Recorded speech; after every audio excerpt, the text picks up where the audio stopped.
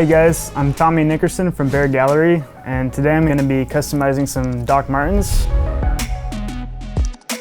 So today we're going with white Doc Martens, the white 1460 smooth leather finish. There's many different types of leather finishes for Doc Martens, but you want to use a smooth leather, as other ones can have kind of a oil residue and it won't take your paint.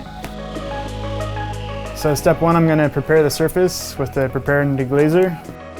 And you can also sand these lightly, but today I'm just going to be using the Deglazer.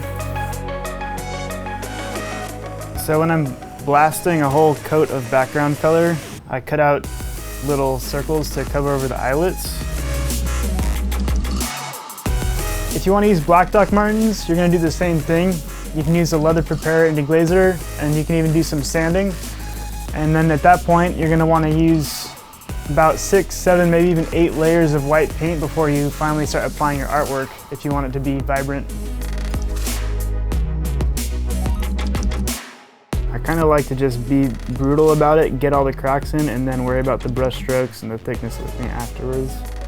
You want to kind of keep it moving fast right here, because if you take a break and then come back to it, you're going to see like a border between the new paint and the old paint. So I kind of jump back and forth from side to side to make sure this first coat is being put down pretty quickly. I usually have the first 2 coats go the same direction with brush strokes. Then once I get onto the 3rd coat, I alternate and do crisscross.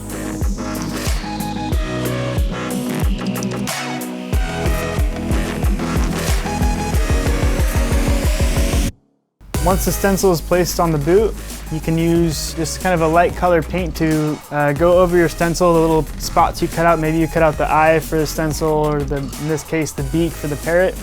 And then you can remove the stencil, and that'll give you a nice framework, which you can then use a pencil and draw over and complete.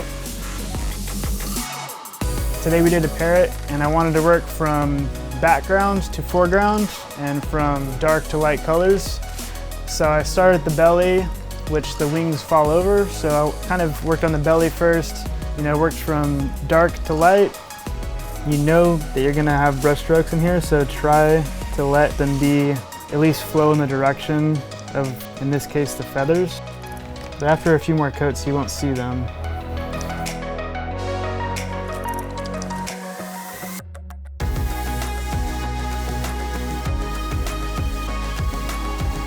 I think generally you want to kind of keep your colors darker than the actual colors that are showing in your reference image, so that you can add really contrasting highlights on top of the darker gradient colors.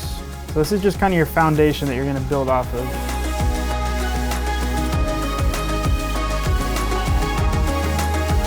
Alright, first coats are done. After this coat, maybe even one more time, then I'm going to start adding all the cool details that we want to see.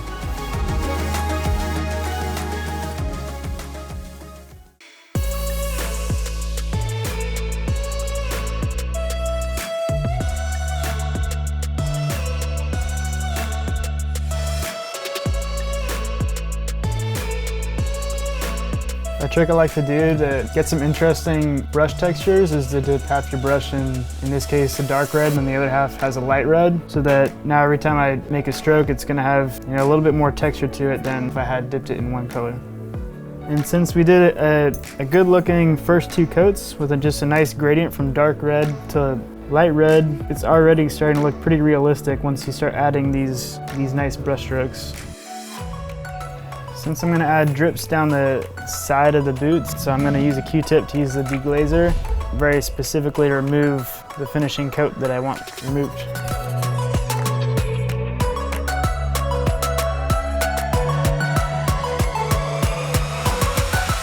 Alright, well now that the artwork is complete, I'm just going to do a quick heat gun blast just to be safe, because I'm going to put some finishing coats on all the artwork.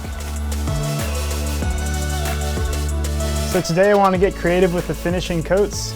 I used a matte finish for the background, a satin finish for all the feathers of the parrot, and then finally a gloss finish for the beak.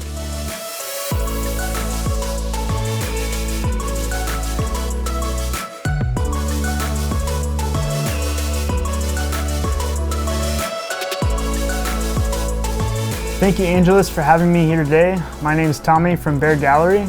You can find more of my work at Bear Gallery on Instagram or beargallery.etsy.com.